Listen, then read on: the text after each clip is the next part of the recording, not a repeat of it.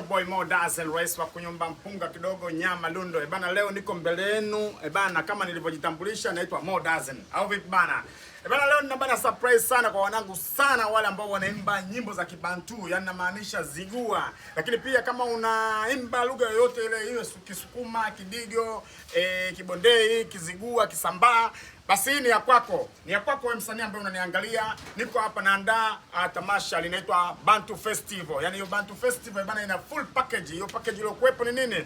Underground ambao wanaimba Kizigua, underground anaimba Kisambaa, underground anaimba Kidigo, Kibondei, Kisukuma, you know. Lakini humo pia kuna package ya watu ambao na support pia, nikimaanisha kwamba wale wanangu ambao wako kwenye comedian, yani comedian ya Kibantu. So mnakaribishwa sana. Hili jambo bana ni la kwetu sote. So kama wewe unalipenda, dondosha comment hapo kama hivyo nilivyotoa maagizo. CEO niko hapa mwenye tamasha lake, lakini tamasha halina wadhamini, mdhamini ni wewe. Sasa unazubaa nini? Una talent, unakaa tu unaimbia wadogo wanao, unaimbia kuku wako. Njoo sasa uoneshe talent yako jukwaa, watu wakuone. Niko hapa Mo Dazzle, rais wa kunyumba mpunga kidogo nyama lundo. Unashindaje sasa? Oya, nyuma kamera vipi? Uko tayari kufanya festival? Yeah, niko tayari. Uko tayari?